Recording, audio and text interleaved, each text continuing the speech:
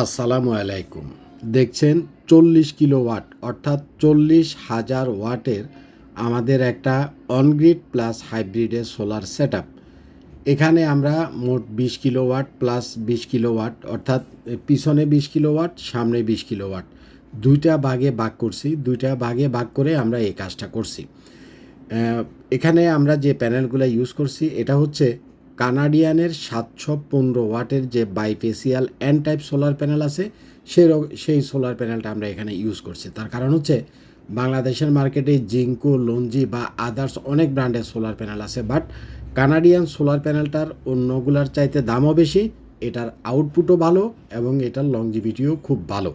আমরা আমাদের বড় যতগুলো সেটআপ আছে দেখবেন যে আমরা বেশিরভাগই কানাডিয়ান দিয়ে করে থাকি, কারণ কানাডিয়ানের এই প্যানেলগুলোতে যে পরিমাণ আউটপুট আসে এটাতে আমি মানে খুব হ্যাপি, অন্তত আমি সন্তুষ্ট। আমি লঞ্জি দিয়েও কাজ করে দেখছি, জিঙ্কো দিয়েও কাজ করে দেখছি, টিনা দিয়েও কাজ করে দেখছি।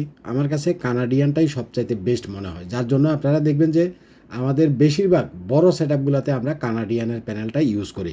এখানে আমরা যখন চেক করতেছিলাম আমরা সর্বোচ্চ 40 কিলোওয়াট থেকে প্রায় 34 কিলো 35 কিলো, দুপুরবেলা যখন পিক টাইম থাকে প্রায় 35 কিলো পর্যন্ত আমরা আউটপুট পাইছি। সুতরাং এর বেশি আমাদের প্রয়োজন নাই, আমরা এতেই খুশি। আর একটা জিনিস আপনি খেয়াল করেন, অন্যরা যখন একটা সোলারের সেট আপ করে ওরা স্ট্রাকচারটা কীভাবে তৈরি করে আর আমরা স্ট্রাকচারটা কীভাবে তৈরি করি। এখানে 4 ইঞ্চি মোটা থিকনেসের যে পাইপ, সে পাইপটা আমরা ইউজ করছি এবং হিউজ পরিমাণে অ্যাঙ্গেল, হিউজ পরিমাণে টানা, এবং এই যে প্যানেলটা যেটার উপরে বটটা আছে এটা আমরা বিএসআরএমের 4 মিলি যে অ্যাঙ্গেলটা আছে 1.5 ইঞ্চি, এটাকে ডবল করে দিছি উইথ প্রত্যেকটা প্যানেলের নিচের অংশে আরেকটা লম্বা করে অ্যাঙ্গেল দিয়ে প্যানেলগুলোকে মানে ঠেক দেওয়া আছে, যাতে প্যানেলগুলো প্রপারলি চাপও দেওয়া আছে, ঠেকও দেওয়া আছে। এবং নিচের যে সাইডটা আছে নিচের সাইডটাতে এসএসের যে নাটগুলো আছে নাট দিয়ে খুব ভালোভাবে আটকানো আছে। এই যে বাইরে যে অ্যাঙ্গেলটা দেখছেন প্রত্যেকটা প্যানেলের নিচে লম্বা করে যে অ্যাঙ্গেলটা দেওয়া, এই অ্যাঙ্গেলটা আমরা আগে দিতাম না। কিন্তু আমি একটা জিনিস দেখলাম যে এই অ্যাঙ্গেলটা দিলে দুটো উপকার হয়। একটা হচ্ছে প্যানেলটা যদি কোনো কারণে নাট লুজ হয়ে যায়, একটা সময়তে এসে যদি কোনো কারণে নাটটা লুজ থাকে, তাতে করেও নিচের দিকে প্যানেলটা একটা মানে ঠ্যাকের মতো থাকে।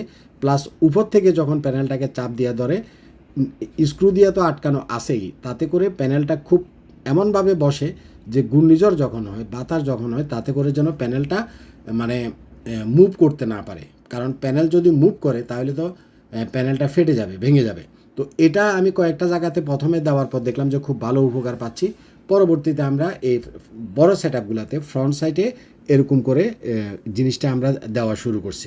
আচ্ছা, তো একটা জিনিস হলো, আপনারা যখন ইউটিউবে, ফেসবুকে অন্য অন্য মানুষের সেটআপের ভিডিওগুলো দেখেন, আমাদের এই স্ট্রাকচারের কাজটা আর তারা যে স্ট্রাকচারগুলো করে আপনি একটু কম্পেয়ার করবেন, তাইলে আপনি বুঝতে পারবেন যে আমরা কতটা মজবুত, কতটা স্ট্রংভাবে আমরা এই সোলারের স্ট্রাকচারগুলো তৈরি করি।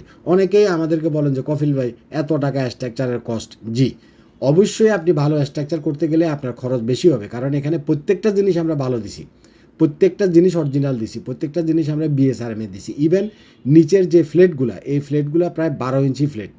এই যে 4 ইঞ্চি যে পাইপটা নিচে যে ফ্লেটের উপরে বসানো আছে, এই ফ্লেটটা 12 ইঞ্চি 8 মিলি ফ্লেট। হ্যাঁ, এবং টানাগুলো যে আমরা দিছি আপনি একটু খেয়াল করেন, চারিদিক থেকে মানে যত টানা দিছি, মানুষ এতগুলা টানা দিয়ে এত মজবুতভাবে, এত শক্তভাবে আপনাকে কখনো সেট আপ করে দিবে না। কেন করে দেয় না জানেন? অন্যরা আপনারা যেটা বুঝায় যে আমরা আইপিএস মার্টের চাইতে একটু কম দামে আপনারা কাজ করে দিব। আইপিএস মার্টে এই কাজের জন্য স্ট্রাকচার কস্ট কত চাইছে? এত লাখ টাকা। আমরা আরও 50,000 টাকা কমে, 1 লাখ টাকা কমে করে দিব। তো আসলে 50,000 টাকা কমে বা 1 লাখ টাকা কমে কাজ করে দিলেই হবে না। সে আপনাকে কী কী জিনিস দিচ্ছে, তার দাম কত, তার এখানকার যে মজুরি, তার মজুরি কত, জিনিসটা আপনি সোলার প্যানেলটা 25 থেকে 30 বছর ব্যবহার করবেন, তার এই স্ট্রাকচারটা 25 থেকে 30 বছর যাবে কি না, তার এই স্ট্রাকচারটা 25 থেকে 30 বছর যাবে কি না, এই ধরনের কিছু জিনিসের উপরে ডিপেন্ড করে আমরা স্ট্রাকচারগুলো করি। আপনি ইউটিউবে অনেক ভিডিও পাবেন, অনেকেই অনেক কাজ করছে, দেখবেন যে অভাব নাই, হাজার হাজার কাজের ভিডিও আছে, বাট আমাদের মতো অতটা হেভি করে স্ট্রাকচার আপনি কারোরই দেখবেন না, আপনি কারোরই দেখবেন না।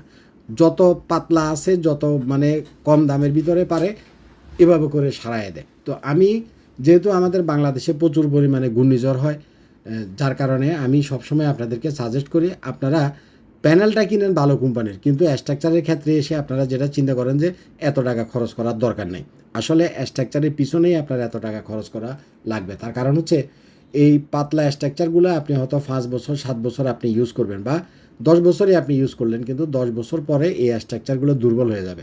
10 বছর পরে আপনার প্রথম সোলার লাগানোর পরে আপনার যেমন একটা টেক কেয়ার করেন বা ওখানে যান দেখেন, 10 বছর পরে ওটার দিকে আপনি তাকাবেন না। ফলে একটা সময়তে জং ধরবে, পাতলা স্ট্রাকচারগুলো নড়বড় অবস্থায় থাকবে। যখনই ঘূর্ণিঝড় হবে, এখন স্ট্রাকচার তো উল্টাইয়া পড়বে, সেই সাথে আপনার সোলার প্যানেল সহ উল্টাইয়া পড়বে। অর্থাৎ আপনাকে অল্প কয়টা টাকা বাঁচাইতে যায়, পরবর্তীতে দেখা যাবে প্যানেলগুলোও আবার নতুন করে কিনা লাগবে। আবার তখন কিন্তু একবার যেহেতু আপনার স্ট্রাকচার উল্টাইয়া পড়ছে, পরবর্তীতে কিন্তু তখন আপনি চিন্তা করবেন যে না এবার মজবুত করে করব। তো পরের বার সোলার প্যানেল ট্যানেল ভাঙ্গা এবার মজবুত করে করার চাইতে প্রথমবারই মজবুত করে করেন, এটা হচ্ছে আমার রিকোয়েস্ট।